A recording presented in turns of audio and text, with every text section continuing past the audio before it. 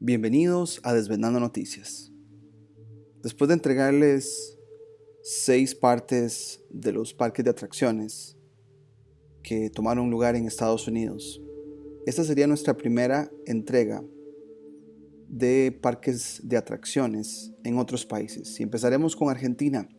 Hay un lugar que se llamó el Parque Japonés y esta foto que vemos para empezar hoy es de ese lugar, más o menos por 1911. Mucha iluminación en las noches. Si sos de Argentina, esta área pues debe ser muy familiar. Acá en el Google Maps dice el antiguo Parque Italpark, la intersección entre Avenida Callao y Avenida Libertador. Google Earth aquí nos da una visión un poco más CGI, pero es más o menos esta parte. Vamos a ver aquí una visión 3D también. Los trenes o la línea ferroviaria llama la atención, ya a un panorama más amplio, muy cerca del mar. Es un patrón que lo hemos visto mucho en estos parques de atracciones muy cerca del agua, donde estuvo el Italpark en un pasado, y hace 100 años estuvo acá el Parque Japonés. Tenemos un artículo que queremos compartirles que empieza con el contexto histórico. ¿Qué está pasando en Buenos Aires en 1911? Dice por acá, también se funda la Escuela de Aviación en el Palomar y los porteños se asombran ante el novedoso vuelo de un avión sobre la ciudad. En el canal de hecho tenemos un video que hablamos de los dirigibles y que quizá el avenimiento de los aeroplanos es una manera de encubrir y que realmente no fue sorpresa para la gente ver cosas volando, pero la prensa nos dice que sí, porque si ya habían dirigibles en el cielo, pues ver algo volando como un aeroplano pues no llamaba la atención. Una confusión de parques, y esto me pareció interesante porque logramos corroborar que las versiones de las personas en Argentina es parecido a lo que este artículo está diciendo. Dice por acá, hasta aquí no hay algo que llame especialmente la atención a no ser la de referencia al parque japonés. Sin embargo, todavía hoy en 2003, este artículo fue escrito en 2003, hace unos 20 años, es común escuchar a personas mayores de 50 años contar anécdotas y recuerdos sobre ese lugar. Esto podría llamarnos la atención, salvo porque quienes atesoran esos recuerdos deberían tener como mínimo 80 años, dado que el citado parque cerró hace casi 73 años. La confusión es comprensible, pues hubo un parque japonés inaugurado en 1911 que cerró en 1930 y otro también llamado popularmente Nuevo Parque Japonés que abrió en 1939. Entonces hay dos referencias al parque japonés. Al que estamos haciendo referencia hoy es al de hace más o menos 100 años. Ahora vamos a la parte de, bueno, ¿quién fue el arquitecto? Bueno, según la historia oficial debe haber un arquitecto. Nosotros pensamos que probablemente estos arquitectos eran personas que lograban detectar una propiedad que quizá estaba bajo tierra, lograban quizá entender el diseño y restauraban para hacerla verse como que fue construida nueva, pero realmente fue una restauración después de excavar sobre la tierra. Pero bueno, aquí continuamos, dice que 7 años antes había llegado el arquitecto Alfredo Zucker, uno de los exponentes de la corriente arquitectónica germana. Nacido en Friburgo, Suiza, en 1852, desde 1874 hasta 1904 estuvo radicado en Estados Unidos, donde proyectó importantes obras como la Catedral de San Patricio, el Gilliard Building, el Majestic Hotel, el Harlem Casino y el Opera House de Meridian.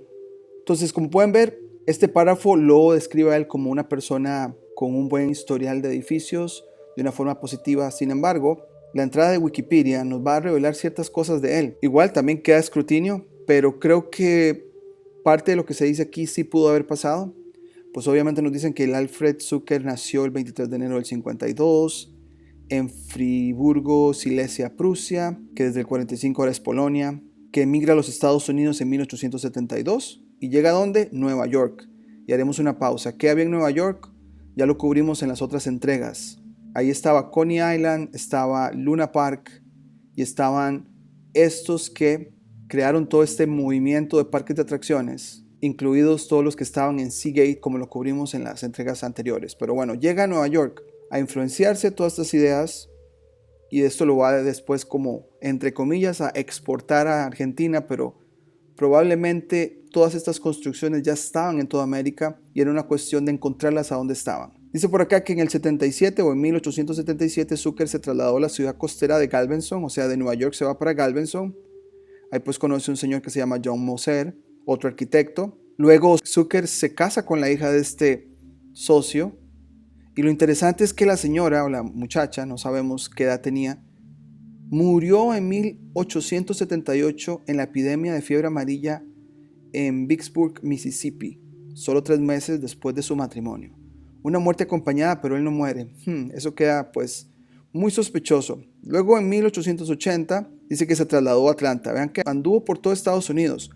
Luego dice por acá que Zucker estaba mal de salud y que regresó a Europa. Pero luego de unos años, ¿dónde volvió? Volvió a Nueva York y encontró trabajo en otra oficina de otro arquitecto. Pero después este arquitecto muere. De nuevo, vemos el patrón de muerte. Fue su esposa hace unos años atrás y ahora este arquitecto. Después de esto fundó una firma con el nombre de él y compañía. Ya aquí pues para mí levanta demasiadas sospechas. De 1891 a 1893 contrata a este señor Edelman. Por alguna razón Edelman ya no trabaja con él, pero su trabajo inspiró los diseños posteriores de Zucker hasta al menos 1901. Esto me suena como que plagió ideas, algo pasó con Edelman y él las obtuvo o tuvo crédito. Se ve como que tiene esta analogía de ave de rapiña, que básicamente que toma lo que no es de él y lo hace de él. Típico comportamiento de muchos de estos personajes. Luego de estar otra vez en Nueva York, robándose las ideas quizá de este otro diseñador, más adelante dice que en 1904, ¿qué hace? Huyó con su familia a Buenos Aires. Trabajó para otro diseñador que se llama Gordon. Dice por acá que su objetivo era evitar una demanda de $100,000 presentada por Gordon, quien alegó fraude y tergiversación. Y ahí fue cuando yo dije, entonces eso explica por qué andaba de lugar en lugar, regresándose a Europa, regresándose a Estados Unidos y terminando ¿dónde? En Buenos Aires. Tendría una práctica exitosa en Buenos Aires, falleciendo ahí en 1913. Se volvería a casar con Jenny Nash Brooke y que está enterrado en el cementerio de la Chacarita en la sección británica. Él llega a ser la persona que supuestamente diseña el parque japonés. Algo más de su biografía dice por acá. Acordémonos que esta nota lo hace a él ver como una persona positiva. Ya vimos como el lado cuestionable de él, pero dice que en Buenos Aires también dejó su impronta arquitectónica, entre las que se destacan el edificio para la empresa Villalonga, en la esquina de Balcarce y Moreno, uno de los primeros rascacielos de Buenos Aires, el Plaza Hotel, de 60 metros de altura, concretado por encargo de Ernesto Torkins en 1908. Otras maravillosas realizaciones fueron el ya demolido Avenida Palace Hotel, el Gran Hotel Casino en Verticipampa, la Casa Galmarini en Alsina en 1867 y el parque de diversiones que motiva esta nota. Ahora, ya volviendo específicamente al parque japonés, dice que se inauguró un viernes 13 de febrero de 1911 y fue abierto al público al día siguiente. El diario La Nación de ese viernes publicó una nota de 5 columnas con 2 fotografías con los epígrafes Circo Romano y Estación del Ferrocarril Panorámico, con una ubicación dentro de las 6 hectáreas de terreno comprendidas entre la línea del ferrocarril Central Argentino. Ahí pudimos ver más o menos el área de ferrocarril que está en Google Earth y en Google Maps. Callao y Recoleta. Aquel tiene 3 entradas, la principal frente a la calle Ayacucho, la de carruajes y automóviles con acceso al restaurante del club japonés. Se habla de que había la estructura o una atracción llamada Volcán Fujiyama, el circo romano contrastando con el fondo rocoso y bravío de la montaña del Fujiyama, que se erige sobre la orilla acantilada del gran lago. Habían lagos como lo mostramos al inicio y como lo estamos viendo también en este momento.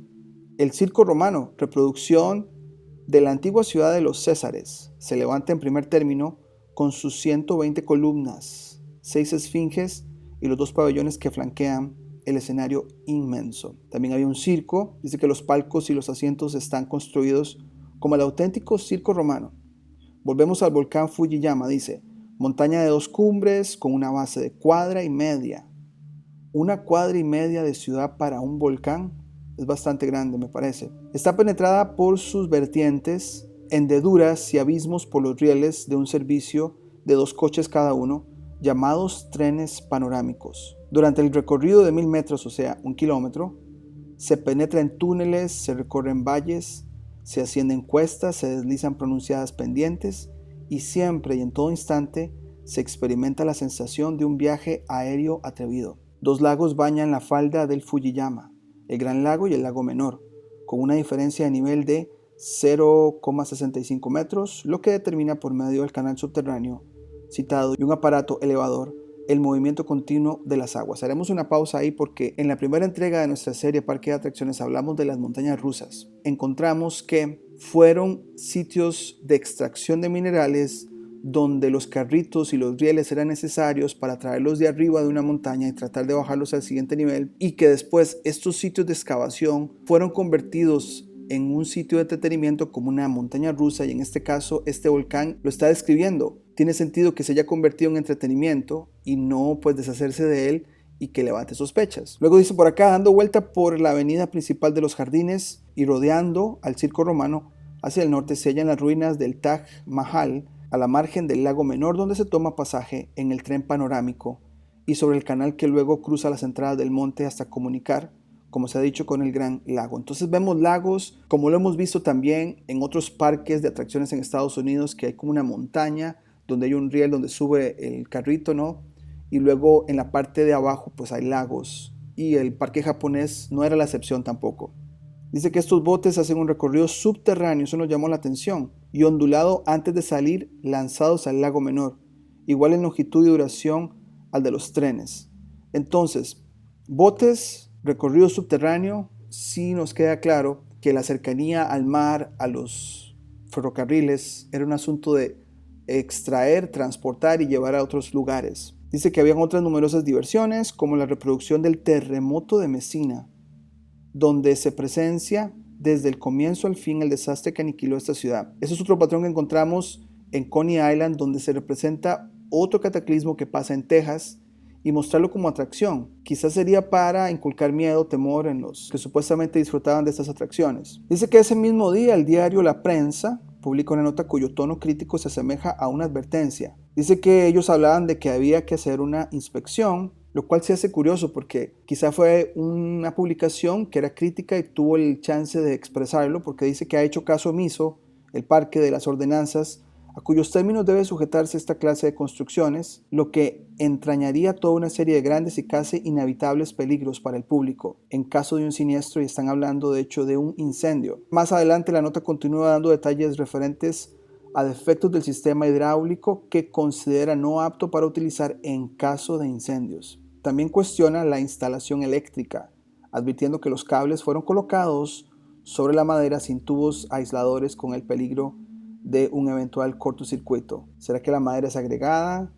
Los cables ya se utilizaban. Después otra publicación que se llama la revista PBT del 11 de febrero que finaliza con la siguiente frase: en opinión de muchos el parque japonés es mejor y más completo que el Coney Island, el Luna Park de París o el Grand White City de Londres, por cuyo triunfo merece el autor del proyecto, señor Zucker, una entusiasta felicitación que haremos extensiva al director general, el señor Richard Savade, por el acierto demostrado en la organización interna del parque. Interesante que esta nota diga que el parque japonés fue aún más grande y más grandioso que los que ya hemos mencionado, como el Coney Island en Estados Unidos. Será de hecho más bien que Buenos Aires tuvo una área enorme de minerales, de extracción, donde este señor Zucker llegó, obviamente contrató personas para poder excavar, encontrar, hacerlo un lugar de entretenimiento siguiendo el patrón de los otros parques, porque para que una nota diga que es el mejor, llama la atención.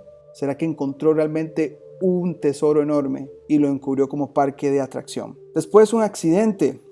Dice que antes que el maravilloso parque cumpliera su primer mes, quizá por alguna de las razones que advirtiera la prensa, se produjo un incendio que pudo ser rápidamente sofocado y felizmente no cobró víctimas. El incendio destruyó totalmente las instalaciones del local donde se exhibía el espectáculo titulado El Terremoto de Mesina, quemándose además pequeñas barracas colocadas a espaldas del sitio donde se inició el fuego. Que más adelante, ya para terminar, ¿cómo terminó todo esto? Bueno, la concesión municipal originó caducó en 1925 y el parque continuó funcionando con un permiso precario. Nada normal sucedía. 5 años después, en el mediodía del 26 de diciembre, fue destruido por el fuego. Ya no se trató de un incendio menor, sino total.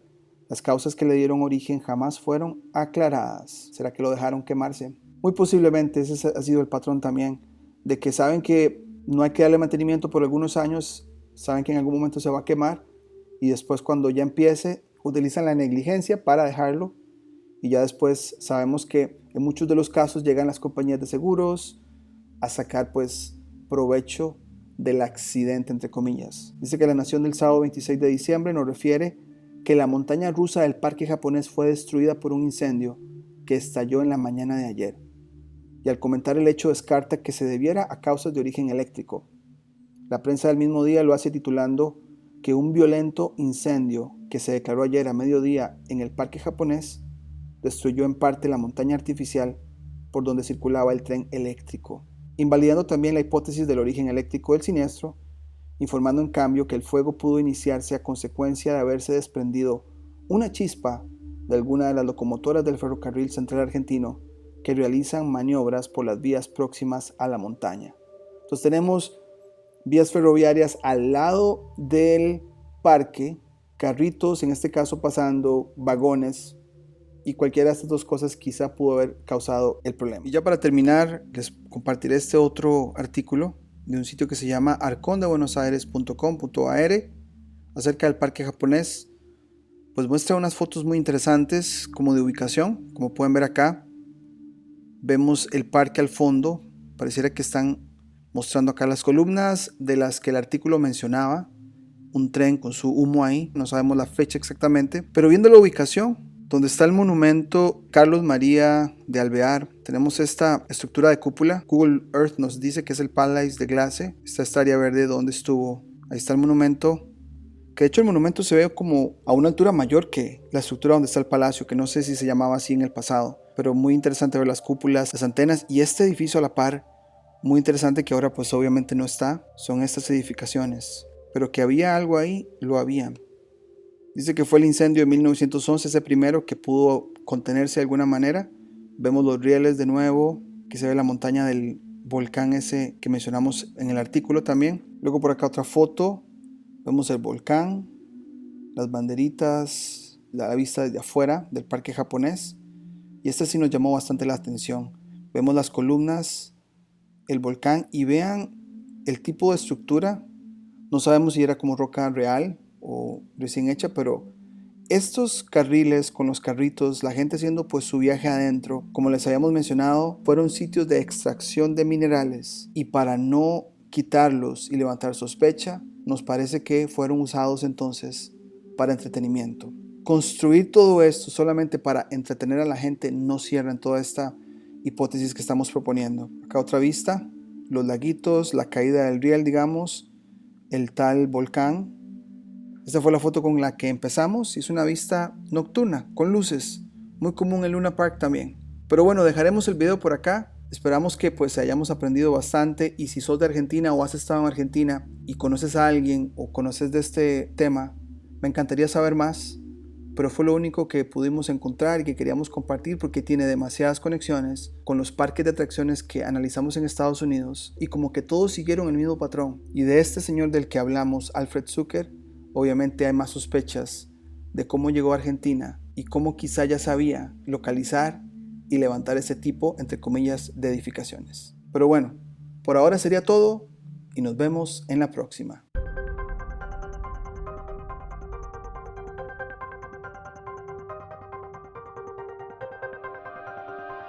Si te gustó el contenido del canal, no olvides suscribirte, darle campanita para notificaciones, darle me gusta, comentar o compartir. Hasta la próxima.